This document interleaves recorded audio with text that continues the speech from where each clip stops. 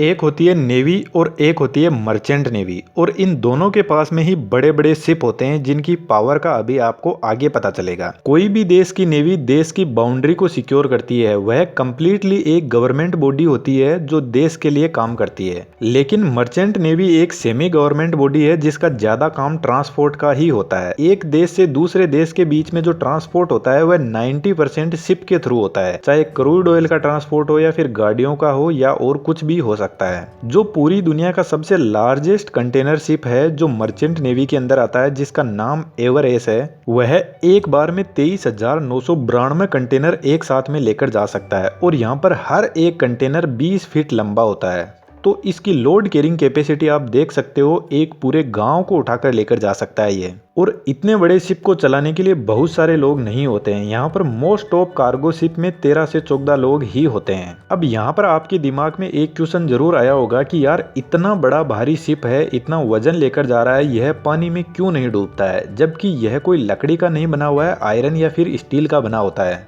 यहाँ पर फिजिक्स का एक फंडा काम में लिया जाता है जिसको एकदम आसान लैंग्वेज में समझते हैं। पानी के अंदर दो फोर्स काम करते हैं। एक है ग्रेविटेशनल फोर्स जो कोई भी चीज को जब पानी में डालते हैं तो उसको नीचे की तरफ पुल करता है। दूसरा फोर्स है बोएंट फोर्स। यह फोर्स जब हम पानी में कोई ऑब्जेक्ट डालते हैं तो पानी उसको वापस ऊपर की तरफ फोर्स लगाता है। तो कोई भी ऑब्जेक्ट पानी में तभी डूब सकता है जब ग्रेविटेशनल फोर्स बोएंट फोर्स से ज्यादा होगा, और जब बोएंट फोर्स ज्यादा होगा ग्रेविटेशनल फोर्स से तो कोई भी ऑब्जेक्ट तैरता रहेगा। बोएंट फोर्स कहता है कि कोई भी ऑब्जेक्ट को जब पानी में डाला जाता है तो वह जितना पानी डिस्प्लेस करता है वह उसके वेट के बराबर होता है। चलो इसको थोड़ा और आसान करते हैं। जैसे यदि हमारे पास में आयरन की बॉल है जो 1 केजी की है, तो जब इसको पानी में डालेंगे तो यह 1 केजी वजन जितने पानी को डिस्प्लेस कर पाएगी, तो यह पानी में आराम से डूब जाएगी। लेकिन जो हमारा पानी का जहाज होता है ये बहुत ज्यादा पानी को डिस्प्लेस कर देता है। जब शिप को पानी में उतारा जाता है तो शिप पानी को बहुत ज्यादा डिस्प्लेस कर देता है, यानी शिप में 10 केजी वजन है तो वह 100 केजी वजन जितने पानी को दूर करने के लिए फैल जाता है, जिससे बोएंट फोर्स हावी हो जाता है और शिप तैरता रहता है। जो नेवी के शिप होते हैं उनके पास में बहुत सारे वेपन होते हैं। फाइटर जेट भी नेवी के शिप पर उतर सकते हैं। ब्रह्मोस जैसी मिसाइलों को इन नेवी के शिप से लॉन्च किया जा सकता है, और बहुत सारे इनमें एडवांस टेक्नोलॉजी के वेपन भी होते हैं। लेकिन जो मर्चेंट नेवी के शिप होते हैं वह अपने साथ में कोई भी वेपन कैरी नहीं कर सकते हैं। आपको पता है एक जो मर्चेंट नेवी का बड़ा शिप होता है वह कई देशों से जाता है और हर देश के रूल्स अलग अलग होते हैं। इस वजह से यह अपने साथ में कोई भी वेपन कैरी नहीं कर सकते हैं। आपको पता नहीं है तो मैं बता देता हूँ, पायरेट्स ऑफ कैरेबियन आपने मूवी देखी होगी जॉनी डेप की, जिसमें समुद्री लुटेरे होते हैं जो शिप को लूटने का काम करते हैं, और यह रियल लाइफ में भी होते हैं। जो बड़े बड़े शिप होते हैं कई बार इन पर पायरेट्स अटैक कर देते हैं और इनसे कंटेनर भी ले जाते हैं। और जो पायरेट्स होते हैं उनके पास में तो वेपन भी होते हैं, जबकि शिप के ऊपर कोई भी वेपन होता ही नहीं है शिप को सिक्योर करने के लिए। तो फिर ऐसे केस में शिप कैसे अपने आप को बचाएगा? तो समुद्री लुटेरों से इस शिप को बचाने के लिए शिप पर और कई तरीके के इक्विपमेंट काम में लिए जाते हैं, जैसे LRAD।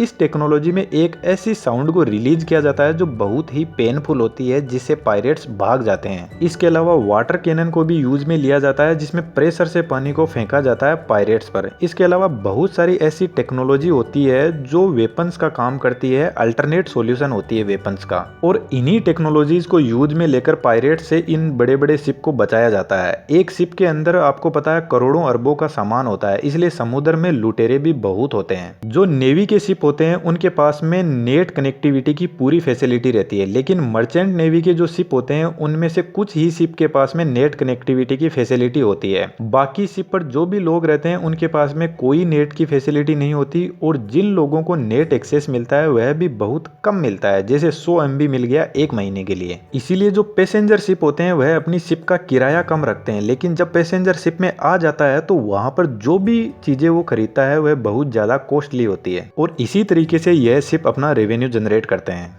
आपको पता है गाड़ियों में ब्रेक लगाना बहुत आसान होता है, लेकिन शिप में ब्रेक लगाना बहुत मुश्किल होता है। इसलिए इसमें रडार टेक्नोलॉजी को यूज में लिया जाता है ताकि दूर से ही पता लगा सके कि यदि कोई ऑब्जेक्ट सामने से आ रहा है तो ब्रेक लगाना है या नहीं। क्योंकि शिप की बॉडी, जिसको हल बोलते हैं, यह एक लिक्विड मीडियम के अंदर फ्लोट कर रही है, जिसकी वजह से यहाँ पर कोई स्ट्रॉन्ग फ्रिक्शन क्रिएट नहीं होता है। शिप को ब्रेक लगाने के लिए शिप के इंजन का बहुत बड़ा रोल होता है। जहाँ पर शिप के इंजन को रखा जाता है उसको बोलते हैं इंजन रूम, और यह इंजन रूम शिप के एकदम पीछे की तरफ होता है। मोस्ट ऑफ शिप में इंजन यूज होता है वह 2 स्ट्रोक इंजन काम में लिया जाता है, जिसमें 14 सिलेंडर तक इंजन हो सकता है। अब इंजन के अंदर यह 2 स्ट्रोक और सिलेंडर क्या होते हैं, इसके लिए आप इन दोनों वीडियो को देख सकते हो, जिसमें आपके सारे डाउट क्लियर हो जाएंगे।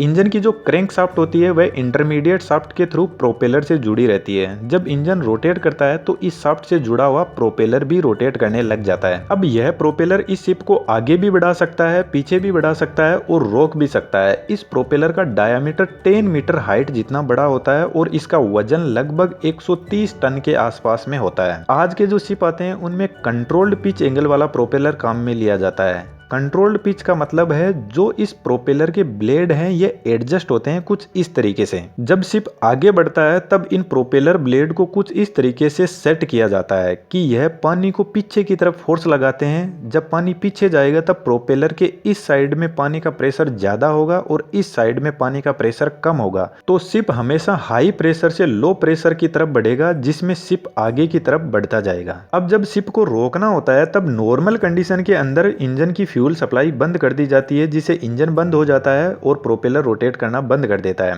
जिसकी वजह से थोड़ी दूर तक शिप चलने के बाद में अपने आप ही रुक जाता है पानी के फोर्स की वजह से।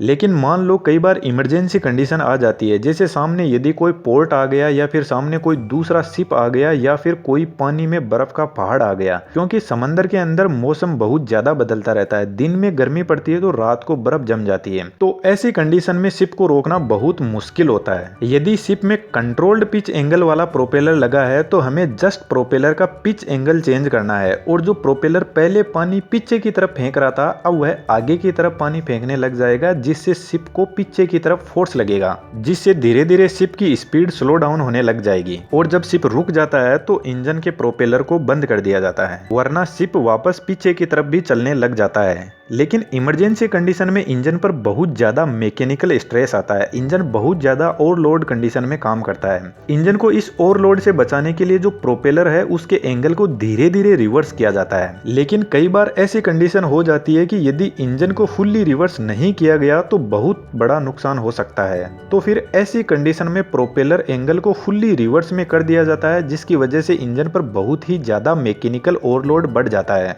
कंट्रोल्ड पिच एंगल प्रोपेलर में अच्छी बात यह है कि इसमें इंजन की डायरेक्शन को नहीं बदला जाता है, इंजन वैसे ही रोटेट करता रहता है जैसे पहले कर रहा था। बस हमें प्रोपेलर के पिच एंगल को बदलने की जरूरत होती है, और पिच एंगल बदलते ही जो फोर्स की डायरेक्शन है वह भी बदल जाएगी। टाइटैनिक मूवी तो आपने देखी ही होगी। जो टाइटैनिक शिप था वह अपनी पहली ही यात्रा में डूब गया था, जिसमें कम से कम 2000 से ज्यादा पैसेंजर थे। उस शिप में फिक्स्ड ब्लेड प्रोपेलर को काम में लिया गया। अब जो फिक्स्ड ब्लेड प्रोपेलर होता है उसका पिच एंगल हम एडजस्ट नहीं कर सकते हैं, इसलिए शिप को रोकने के लिए पहले इंजन की फ्यूल सप्लाई बंद की जाती है और इंजन को रोका जाता है, और फिर उसके बाद में इंजन को रिवर्स डायरेक्शन में रोटेट करवाया जाता है, जिससे प्रोपेलर रिवर्स रोटेट करेगा, तब जाकर वह ब्रेकिंग की कंडीशन में आएगा। और यह जो प्रोसेस है इसको कंप्लीट होने में काफी टाइम लग जाता है, इसलिए शिप काफी दूरी तक जाकर रुकता है, और नहीं रुका तो कई बार तो एक्सीडेंट हो भी जाता है।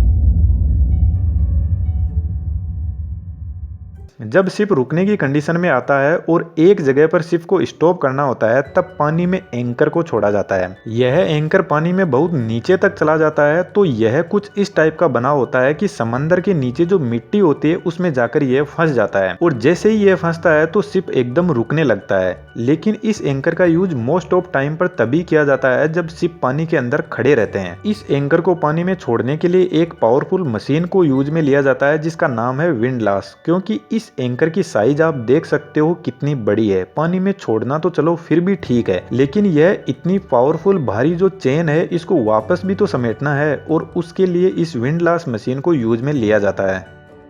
अब यदि शिप में पानी को रोकना मुश्किल है तो इसको टर्न दिलवाना भी मुश्किल है, और टर्न के लिए शिप में प्रोपेलर के पीछे यह रडर लगा रहता है और यह भी कुछ इस तरीके से एडजस्ट होता है और इसी से पूरी जो शिप है इसको टर्न दिलवाया जाता है। जो कंट्रोल्ड पिच वाले प्रोपेलर है उनमें प्रोपेलर के पिच एंगल को भी एडजस्ट करके टर्न लेने में काम में लिया जाता है।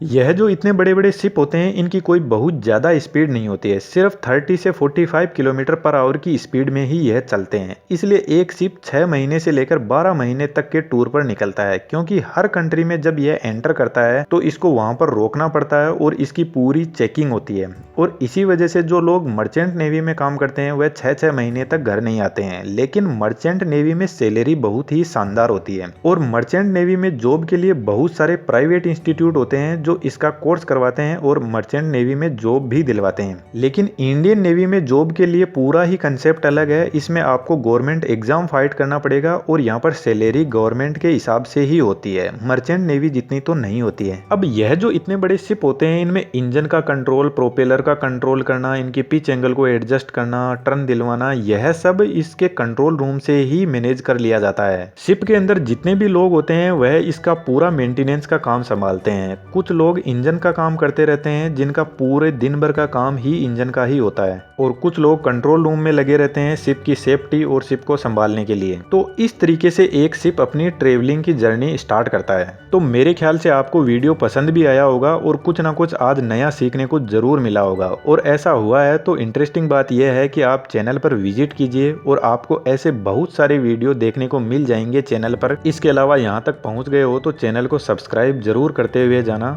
Thank you.